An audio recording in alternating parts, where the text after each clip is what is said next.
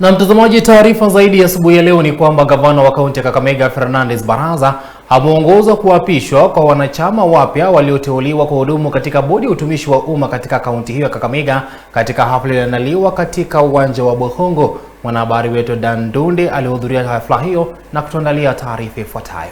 Akihutubia waliohudhuria hafla hiyo katika uwanja wa Bohongo mjini Kakamega, Baraza ameonyesha imani kwa bodi hiyo mpya, akisema ana matumaini watatimiza wajibu wao ipasavyo. Required to promote the national and county public service values and principles and support my administration with human resource planning, budgeting, as well as advising my office on human resource management.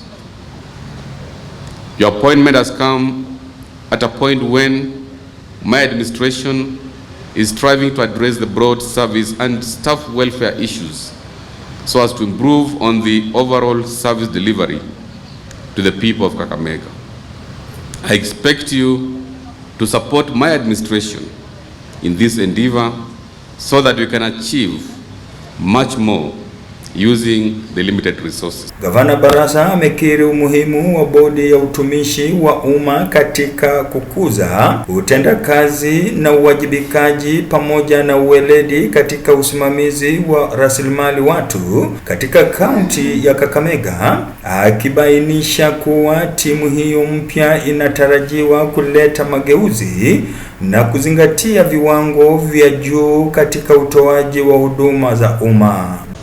As an arm of the county government, your role is to advise the governor on matters human resource, to make sure that when we are doing recruitment, we have the face of Kakamega and the face of Kenya. Tumeelewana? James Wakungwi Sakwa atashikilia wadhifa huo rasmi kama mwenyekiti wa bodi, akihudumu pamoja na aliyekuwa mbunge wa Lurambi Raphael Otalo, Vivian Ayuma Ashachi na Jason Mulama kama wajumbe wa bodi hiyo.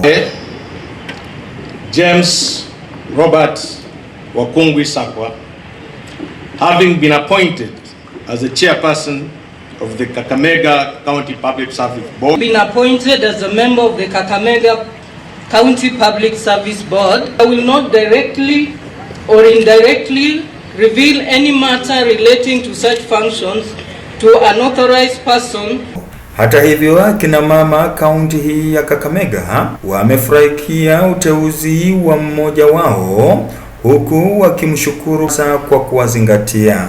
Ni siku ya furaha sana kwa sisi kina mama, kama jinsi tuko kwa hafla ya kuapisha wa Kakamega County Public Service Board, na tunashukuru sana gavana kwa kumchagua Miss Vivian Ayuma ambaye ni mama.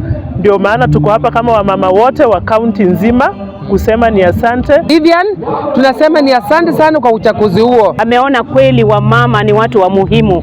Mama anapopata kitu analea familia mzima, na mama akipata shilingi moja ataweza kulisha familia kwa jumla. Shukuru gavana kwa hiyo kazi mzuri, na uzidi pia kuchagua mama wengi, na Mungu aweze kubariki wale watu wanaoteuliwa, haswa mama wetu Vivian aweze kusimama hapo kwa niaba ya mama wote. Wametaka serikali zote za kaunti na ile ya kitaifa kufuata sheria ya theluthi mbili ya jinsia ili kuwe na kina mama wengi katika nyadhifa za uongozi.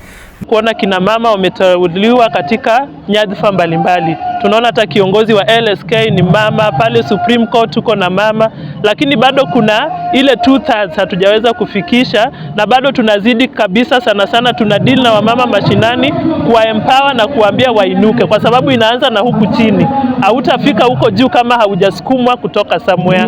Nikiripotia habari za TV Magharibi kutoka mjini Kakamega, naitwa Dan Ndunde.